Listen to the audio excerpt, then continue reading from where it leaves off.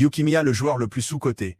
Je vais être direct, Yukimiya atomise Chigiri, et je dirais même qu'il regarde droit dans les yeux Baru, et avant de déverser votre haine dans les commentaires, laissez-moi donner les arguments. Déjà pour ce qui est de Chigiri, ça me semble évident, la vitesse de Chigiri ne lui permet de percer les défenses que par les côtés, tandis que le dribble de Yukimiya permet de le faire partout. Mais ce qui fait vraiment la différence, c'est la zone de tir de Chigiri qui est tout simplement trop petite, le rendant donc beaucoup trop prévisible. En comparaison, Yukimiya peut tirer de pratiquement n'importe où à partir des 25 mètres, et surtout il a l'œil du prédateur ainsi que sa gyroballe qui est clairement le tir le plus boosté après le Kaiser Impact. Certains vont me dire que toutes ces actions ont été stoppées et qu'il n'a marqué que grâce à Isagi, mais restons objectifs.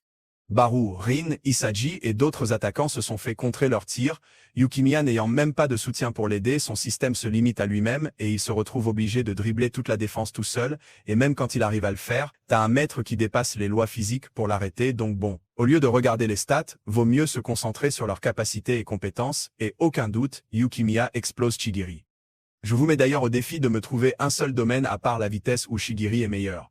Pour ce qui est de Baru, c'est le même principe, la puissance physique mise à part, il n'y a aucun domaine où Baru dépasse Yukimiya de manière factuelle. Parce qu'en tir, la gyroball de Yukimiya le rend supérieur. En dribble, Yukimiya est meilleur, ils ont tous les deux l'œil du prédateur, en vitesse soit Yukimiya est meilleur, soit ils ont le même niveau.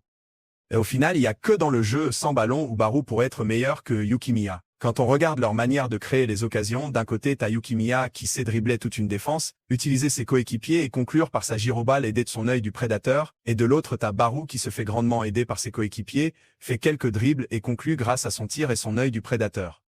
On voit donc que leur mode opératoire est similaire, mais personnellement je vois quand même Yukimiya légèrement supérieur de par sa faculté à dribbler une défense entière. Et l'ultime preuve, c'est qu'avant la NEL, Yukimiya était factuellement supérieur à Baru. Regardons donc les capacités que Baru a obtenues entre-temps, il a donc acquis son œil du prédateur, amélioré ses capacités physiques et enfin amélioré son ego.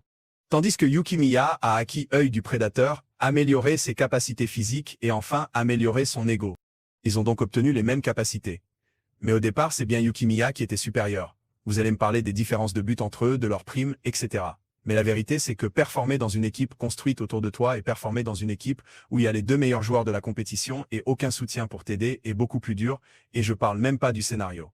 Il me semble donc plus pertinent de comparer leurs compétences et c'est simple, Yukimiya est meilleur.